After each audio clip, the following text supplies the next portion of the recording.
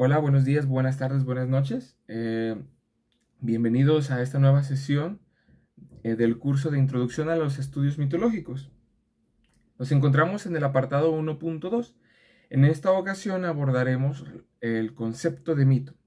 Pero antes de empezar de lleno con nuestro tema, me gustaría hacer una breve recapitulación de nuestro primer tema, que fue mitología para qué. En esa sesión eh, intentamos describir la función de la mitología en nuestras vidas. ¿Para qué nos sirve estudiar mitología? ¿Qué beneficios nos aporta? Llegamos a la conclusión de que, bueno, estudiar mitología nos hace comprender no solo a los otros, sino en el fondo nos comprendemos a nosotros mismos. Porque al estudiar mitología entendemos cuáles eran las preocupaciones del hombre y también cómo solucionaban los dilemas morales. Entonces, esos mitos sirven como formas para, para dar un ejemplo de vida a los que los escuchan. En este caso, vamos a entender también que la mitología, si bien es cierto que forma parte de una cultura y que la rama principal de la ciencia que estudia la mitología podría ser ya sea la antropología, no es exclusiva en su totalidad. Muchas ciencias participan, es decir, la filosofía, la psicología, la historia y muchas otras más. En este caso, los estudios mitológicos o la mitología comparada se alimenta de muchas ramas de la ciencia. Bien, esto fue un breve resumen de nuestro primer video, de nuestra primera sesión de mitología para qué. En este punto vamos a ver el concepto de mito y vamos a hacer primero tres distinciones de lectura de mito. Cuando nosotros leemos algún mito, algún libro de mitología, hay tres formas de leerlo. En la primera forma se entiende como la lectura lúdica.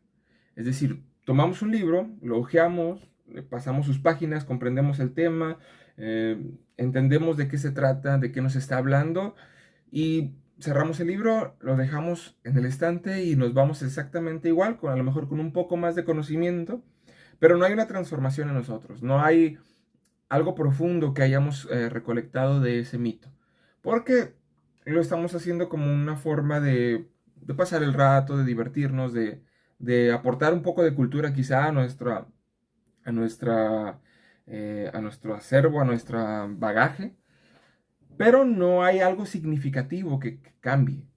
¿Por qué? Porque hay un velo en nosotros, no estamos profundizando realmente en el mito.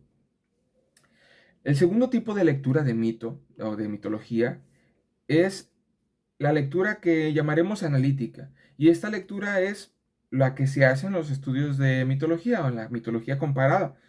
Nosotros tomamos el mito, lo leemos y después descomponemos todas sus partes. Analizamos los personajes, los símbolos, los lugares en los que se desarrolla, la meta del mito, cuál es su fin, cuál es su propósito, qué pretende enseñar, qué pretende revelar, qué pretende transformar.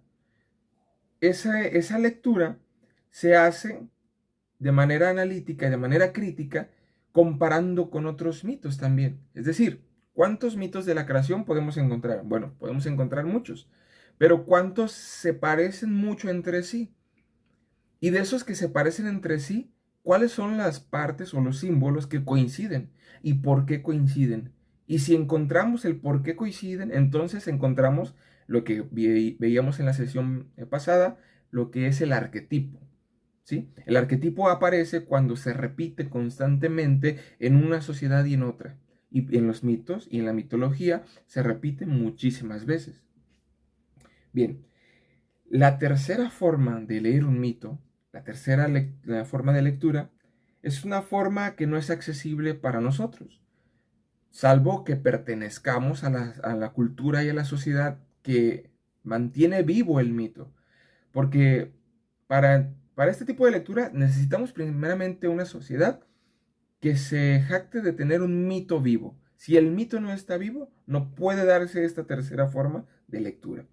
Y esta forma de lectura es leer el mito participando de un ritual. Para los que compartimos o algún tipo de noción em, sobre las creencias religiosas y más específicamente sobre todas las creencias religiosas derivadas del cristianismo, podemos entender esta parte, ¿no?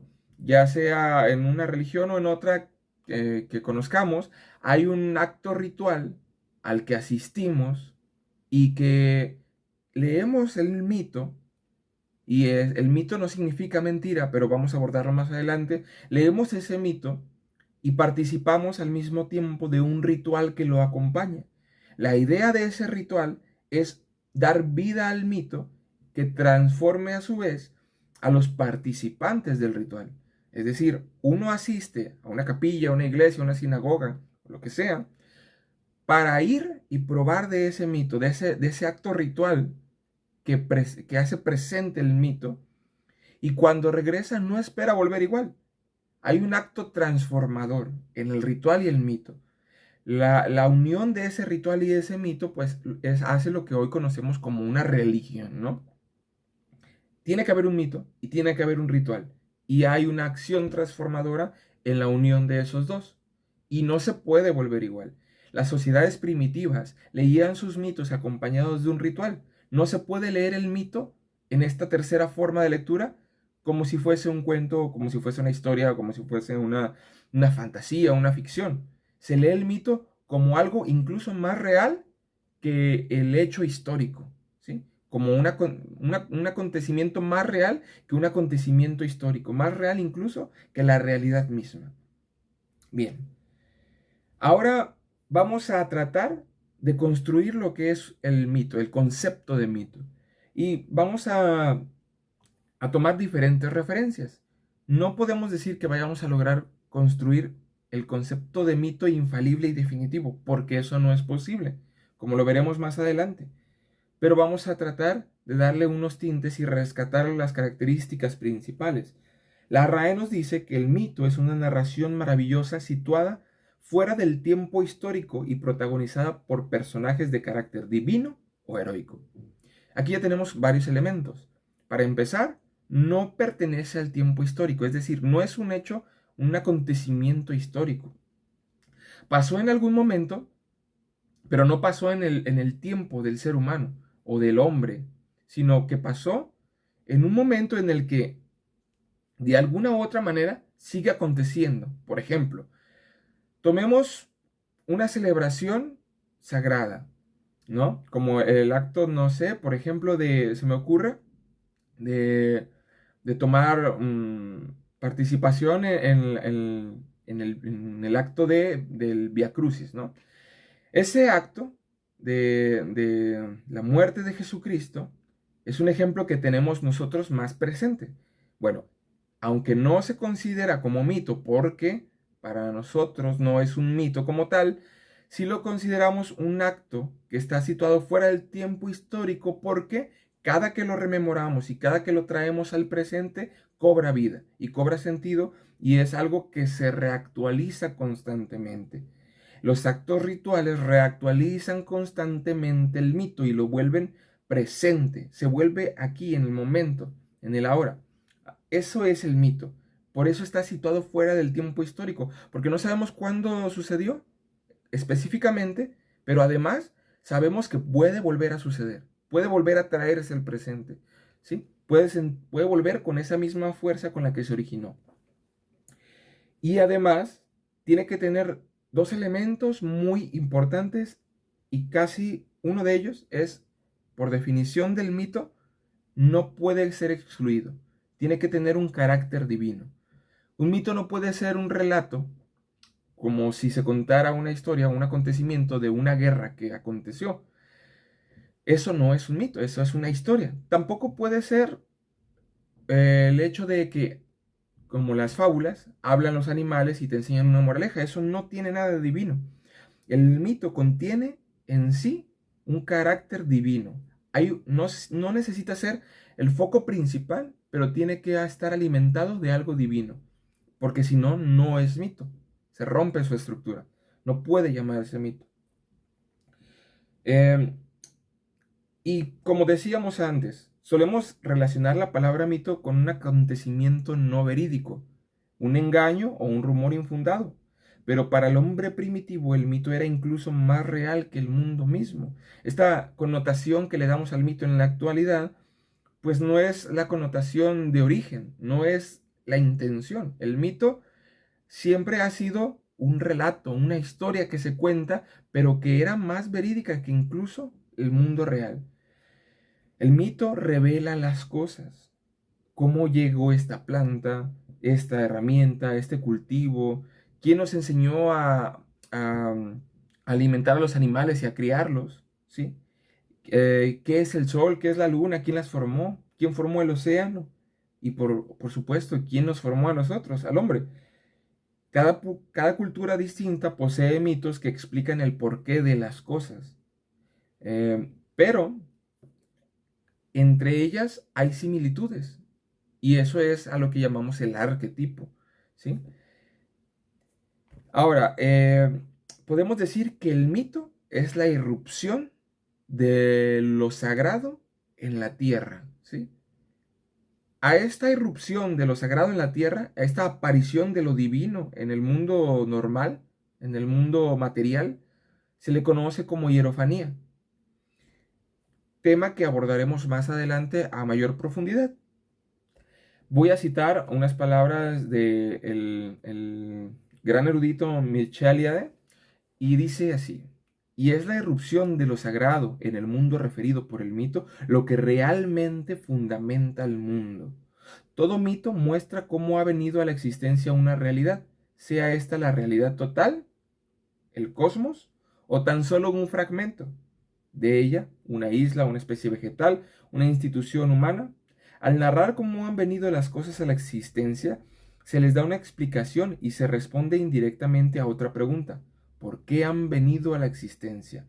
El por qué está siempre imbricado en el cómo. Nos dice que el mito explica quién nos dio este remedio, quién nos dio la escritura, quién nos dio las matemáticas, quién nos dio esta planta, quién nos dio estos animales. Pero también puede explicar el origen del mundo, el cosmos.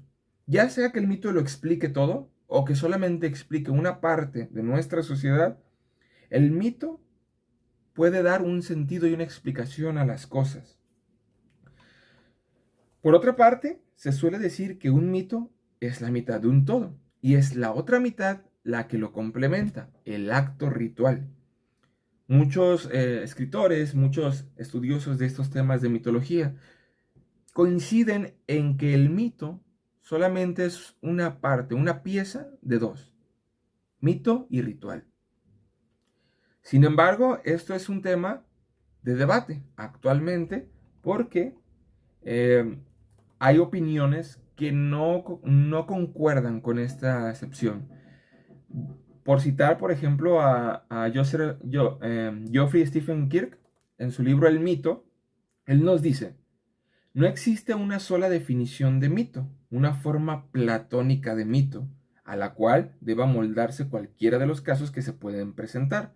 Los mitos difieren enormemente en su morfología y en su función social, y se observan indicios de que una verdad tan obvia está empezando a ser ampliada. Y además continúa: muchos mitos comportan una creencia en lo sobrenatural, y en la mayor parte de las culturas ello implica una religión politeísta, pero en muchos otros mitos no, o lo que mitos pudiera parecer. Quiere decir que no necesariamente un mito está adherido a una religión o a un ritual. Un mito puede ser independiente. La cuestión es que para delimitar la línea entre qué es y qué no es en este punto es muy difícil. No podemos decir con certeza qué es mito y qué no, pero podemos absorber algunas de sus características que sí son fundamentales. Su carácter divino, su explicación del mundo, ya sea el cosmos, por lo general, el origen del todo y también el origen de la muerte, como por ejemplo, nuestro relato de Adán y Eva nos explica cómo apareció la muerte. La muerte apareció cuando Adán y Eva fueron expulsados del Edén. Y este mito o este relato tiene mucha consonancia con otros mitos que también hablan de una expulsión del hombre de un lugar en donde era eterno y ya después no lo fue. Esto es una de las características también del mito. Y podríamos hablar de más características. Por ejemplo, el mito también ayuda al hombre a seguir ciertos patrones de conducta, a explicarle qué es el bien. Y también ayuda a justificar las acciones del hombre que de alguna u otra manera no tendrían una justificación razonable. Bueno, pero esto nos va a llevar a otro tema, el propósito del mito y también lo que es la mitología. Y este tema lo estaremos abordando en nuestra siguiente sesión. Muchas gracias.